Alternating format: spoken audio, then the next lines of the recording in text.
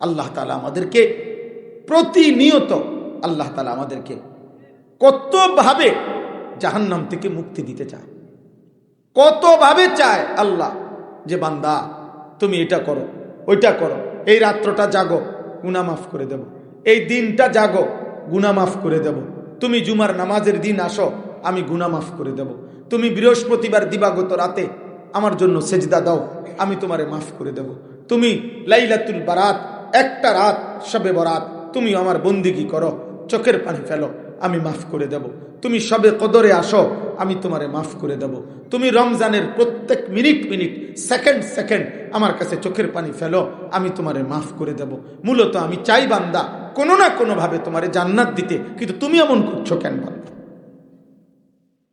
আল্লাহর সামনে আমাকেই আমার হিসাব দিতে হবে। আমার রাত, আমার দিন, আমার সকাল, আমার দুপুর, আমার আলো, আমার অন্ধকার, আমার একাকী জীবন, আমার সংসার জীবন, আমার পারিবারিক জীবন, আমার জীবনের ঘন্টা, মিনিট, সেকেন্ড, প্রত্যেক মুহূর্ত আমাকে হিসাব দিতে হবে। আল্লাহ তাআলা জিজ্ঞেস করবেন, আন উমরিহি ফিমা আফনা, বান্দা তুমি বলো আমার দেয়া হায়াত তুমি কোথায় শেষ করেছো। ওয়া আন শাবাবিহি ফিমা আবলাহু, আমার দেওয়া যৌবন কোথায় কাটিয়েছো। ওয়া আন মালিহি মিন আইনা ইকতাসাবাহু ওয়া ফিমা আনফাকাহু, প্রত্যেকটি টাকার ব্যাপারে, সম্পদের ব্যাপারে, উপার্জনের ব্যাপারে বলো উপার্জন করেছো কিভাবে, ব্যয় করেছো কোথায়, হালাল হারাম বুঝায় দাও। ওয়া মাদা আমিলা ফিমা আলিমা, আমি আল্লাহর কথা যা যা শুনেছিলে তদ অনুযায়ী কতটুকু আমল করেছো তা বলো। হাদিসের মধ্যে আছে এই পাঁচটি কথার উত্তর না দিয়ে কিয়ামতের দিন কোনো বান্দা এক কদম আগে বাড়তে পারবে না। লা তাজুলু কাদামা ইবনে আদম। তাইলে দোস্ত এটা সহজ কথা। এই ছেলে, ওই আব্বা মোবাইল এটা নামাও, ভাই নামাও, ফাইজলামি করো না বাপ, অসুবিধা হলে চলে যাও বাবা, কেউ মাতবুরি করো না। ব্যক্তিগতভাবে শ্রোতা নিয়ে কোনো সমস্যা নাই, কম বেশি নিয়ে কোনো পেরেশানি নেই।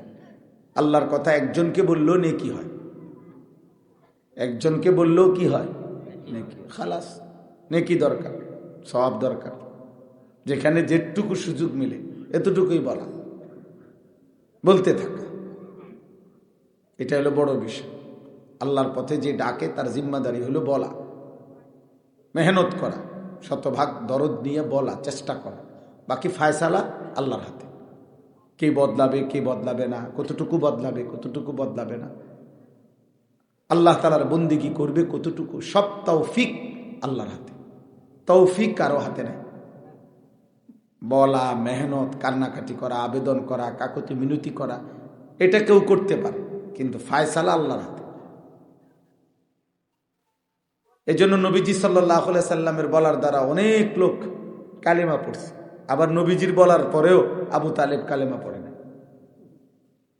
বুঝেন নাই? তাহলে বুঝা গেল ফায়সালা কার হাতে? আল্লাহ। ইব্রাহিম আলাইহিস সালামের বলার দ্বারা অনেক লোক কালেমা পড়ছে, কিন্তু ওনার আব্বা কালেমা পড়ে না, তাহলে বুঝা গেল ফায়সালা কার হাতে? নূহ আলাইহিস সালামের বলার দ্বারা অনেক লোক কালেমা পড়ছে, কিন্তু ওনার ছেলে কেনান কালেমা পড়ে না, তাহলে কার হাতে ফায়সালা? এটা মনে রাখতে।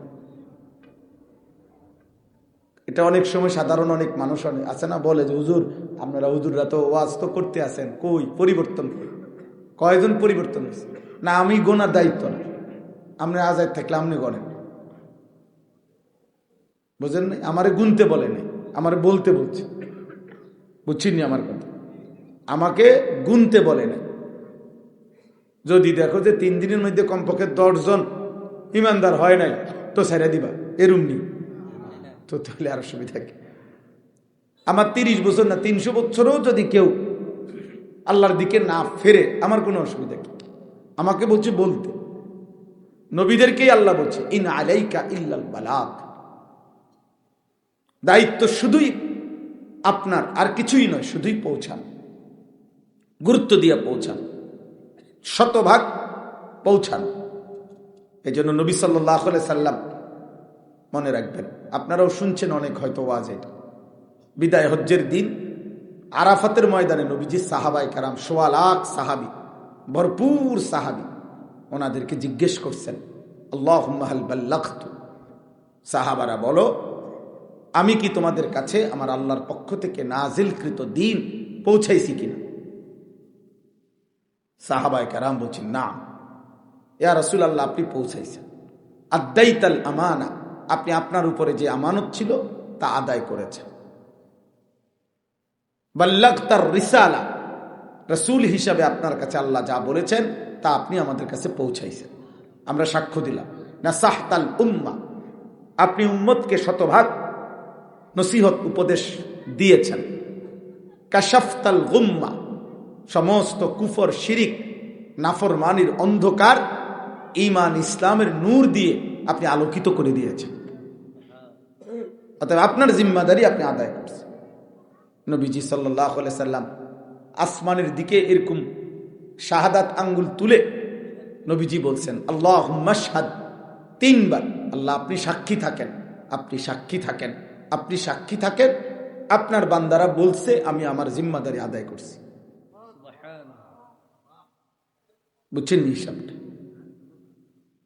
আল্লাহ তাআলা তখন ঘোষণা দিয়েছেন, আল ইয়াউমা আকমালতু লাকুম দীনাকুম, হ্যাঁ বন্ধু,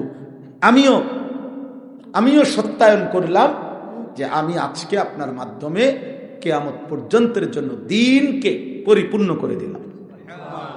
আর বিধান আসবে না, আর বিধান লাগবে না, আর কিছু লাগবে না, যা বলার সব বলে দিয়েছি, আপনার মাধ্যমে কমপ্লিট করে দিলাম। এজন্য রাসূলুল্লাহ সাল্লাল্লাহু আলাইহি সাল্লাম বলেন, একজন ব্যক্তি একটি বিল্ডিং বানাইছিল, বিল্ডিং এর সমস্ত কাজ কমপ্লিট, শুধু একটা ইট গাঁথার বাকি, একটা ইটের জায়গা খালি, ইল্লাল লাবিনা, একটা ইট শুধু বাকি। সবাই অপেক্ষা করছিল যে এত সুন্দর সবকিছু শেষ কমপ্লিট, এই ইটটা লাগাচ্ছে না কেন?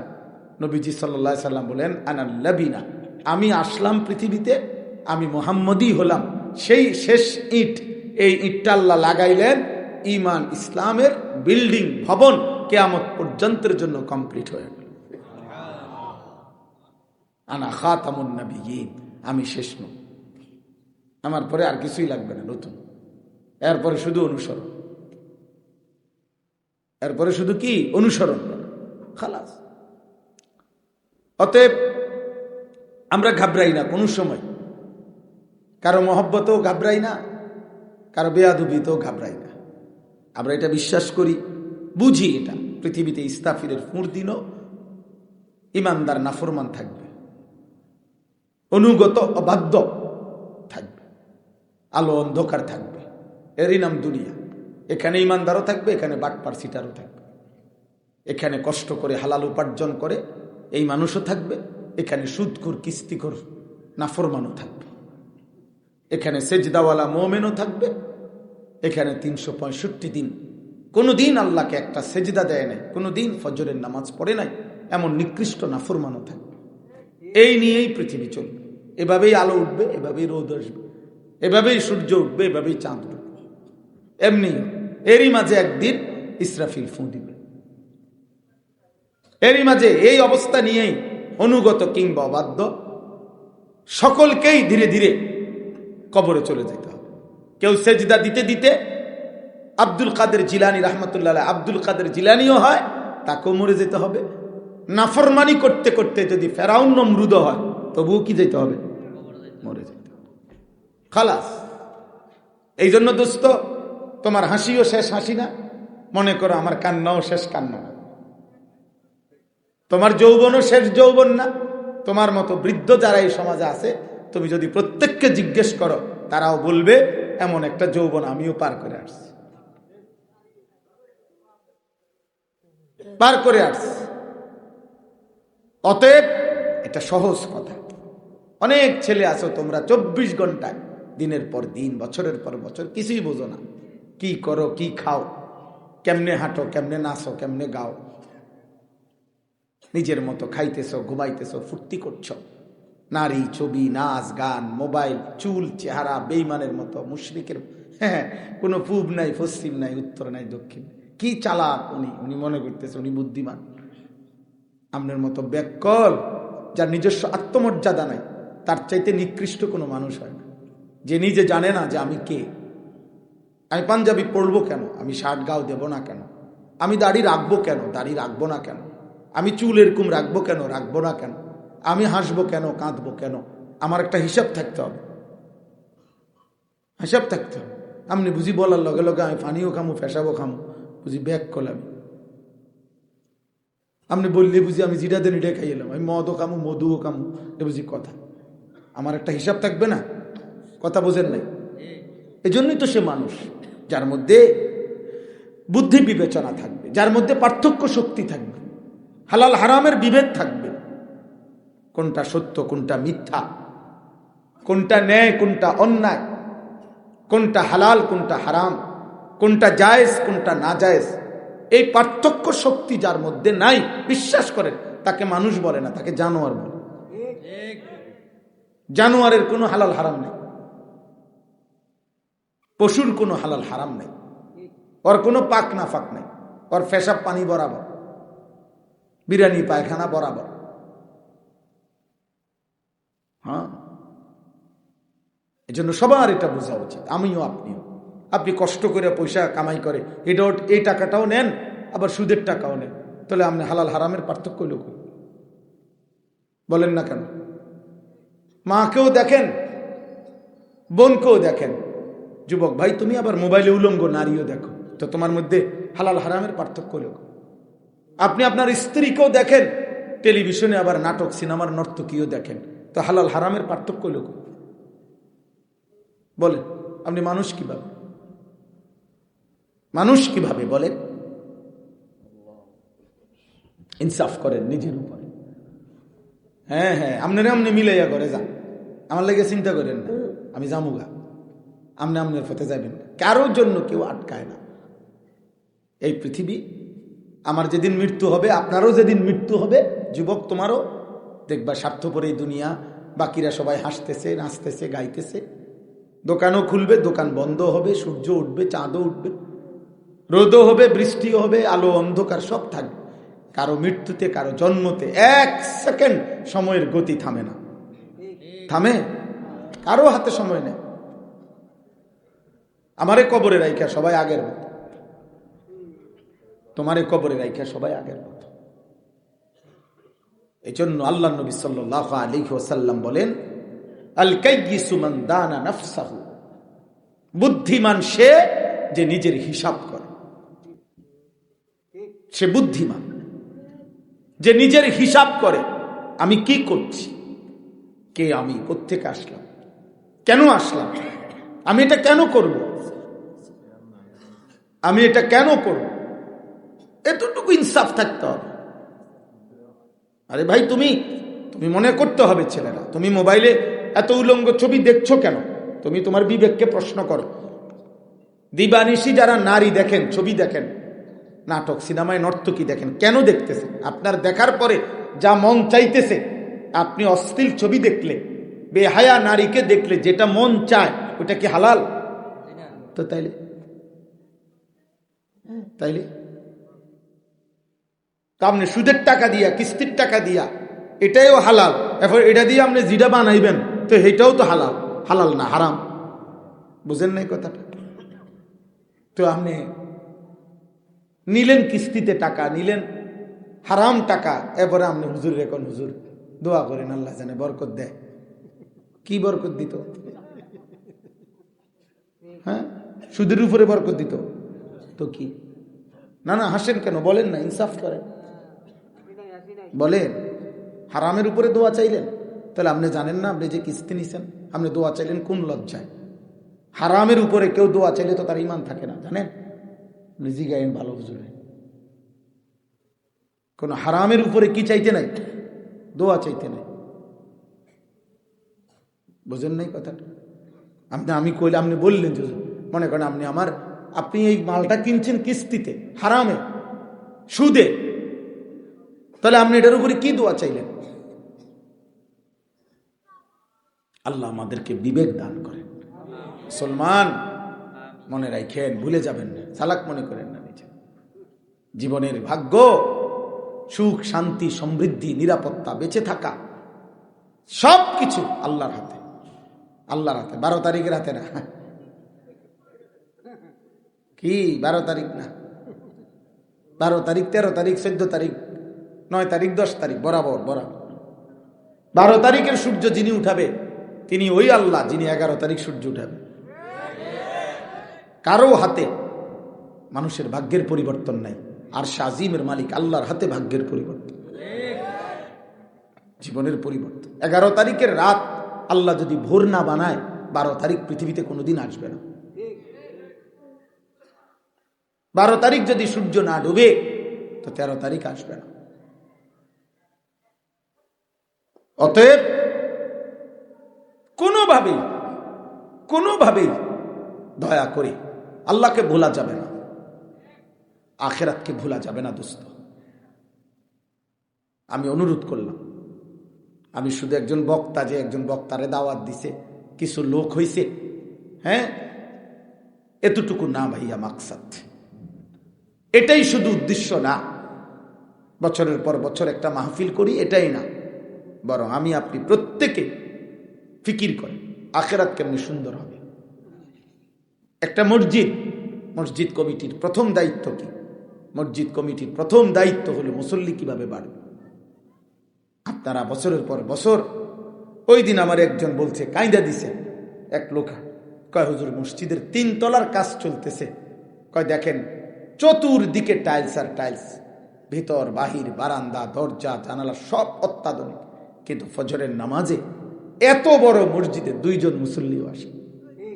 তাহলে এই 3 তলা পর্যন্ত মসজিদটা তো মহল্লা বাসিয়ে 10 টাকা, 1000 টাকা, লাখ টাকা জমাইয়া মসজিদটা করলেন।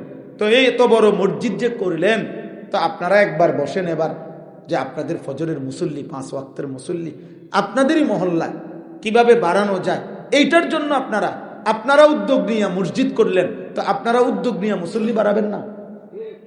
এটা আপনাদের দায়িত্ব না? তো মুসল্লি আইনা দিব কি সাঁদের দেশ থেকে?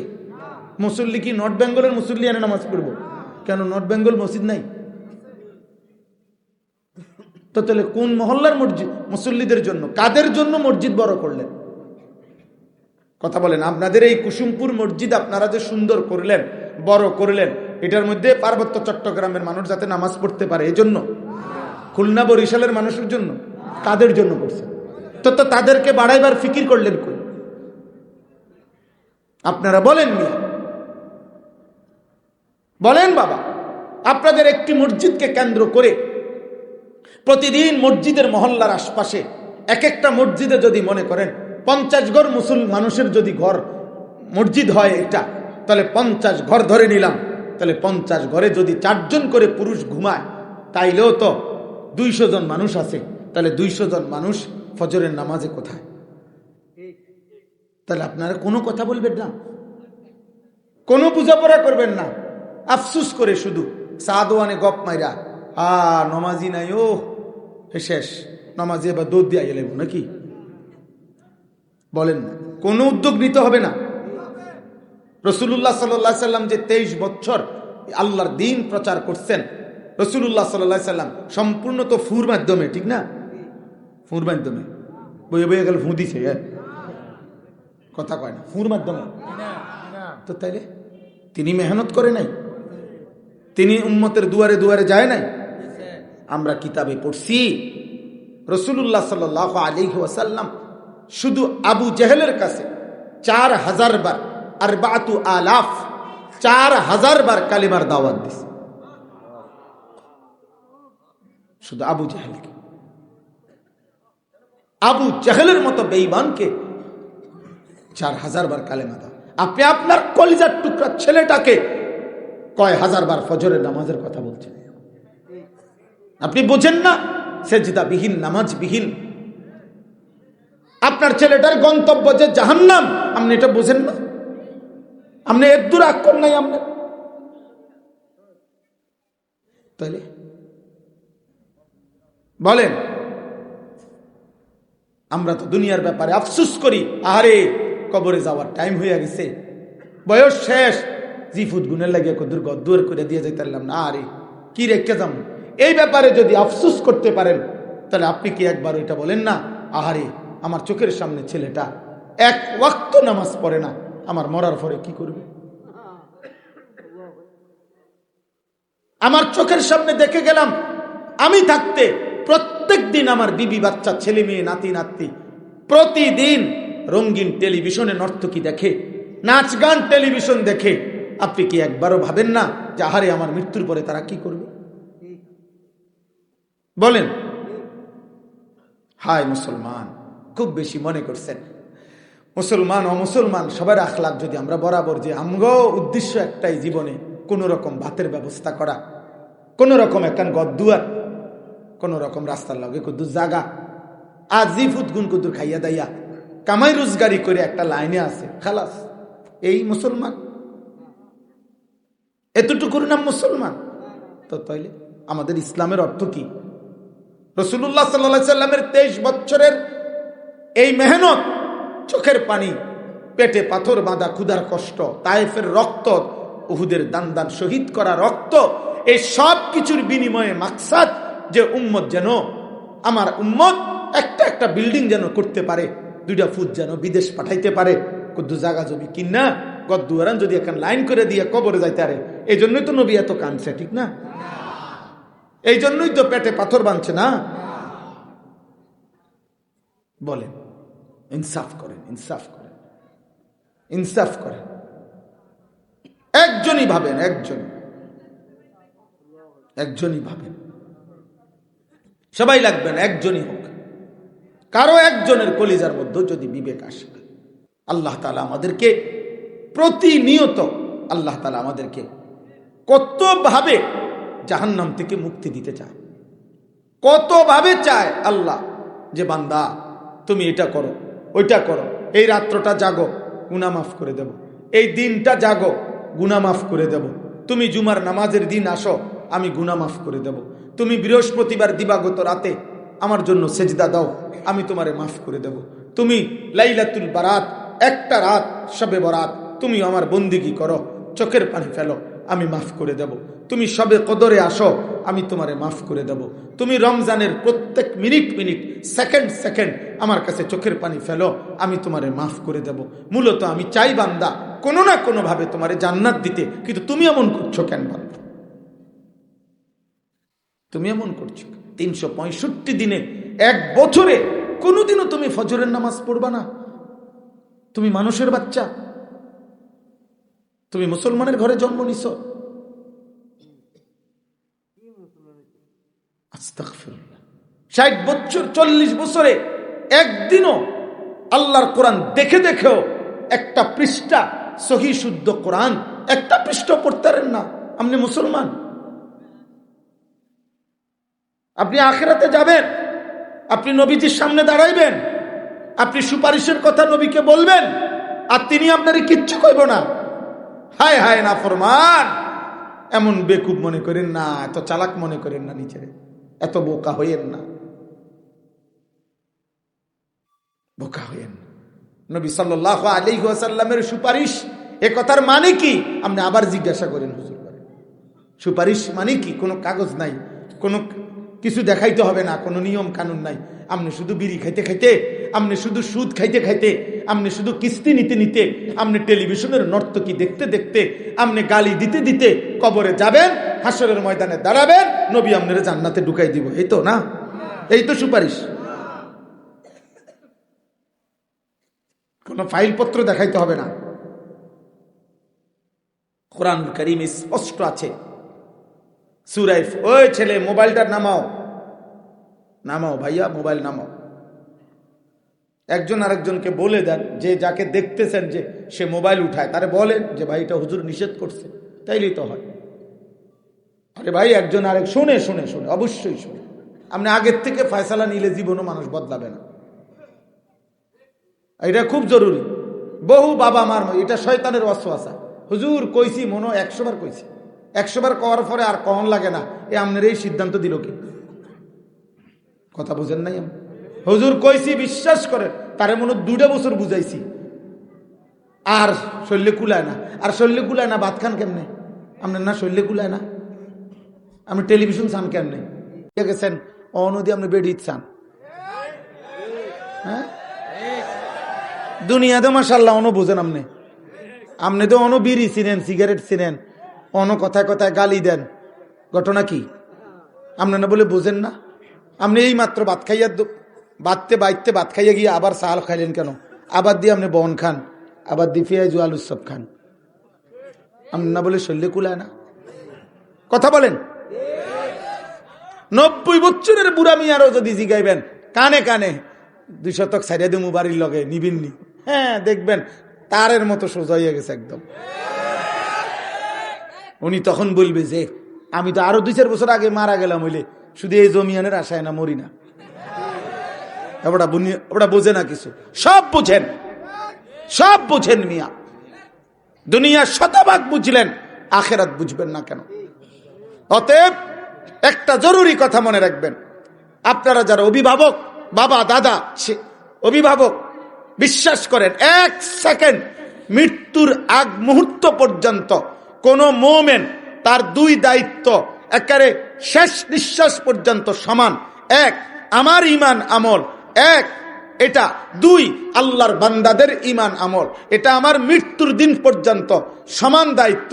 আমিও সেজদা করব, আমি অন্যকে সেজদার কথা বলবো, আমিও হালাল পথে চলবো, আমি অন্যকে হালাল পথে চলতে বলবো, আমিও গুনাহ ছাড়বো, অন্যকেও গুনাহ ছাড়তে বলবো। সেটা আমার স্ত্রী হোক, ছেলে হোক, মেয়ে হোক, আমার সমাজ হোক, আমার মহল্লা হোক, আমার চলাফেরার বন্ধু হোক, প্রত্যেককে প্রতিদিন একেবারে মৃত্যুর দিন পর্যন্ত নিজে নামাজ পড়া, এটা যেমন আল্লাহর হুকুম, অন্যকে নামাজের কথা বলা খোদার কসম এটাও আল্লাহর হুকুম।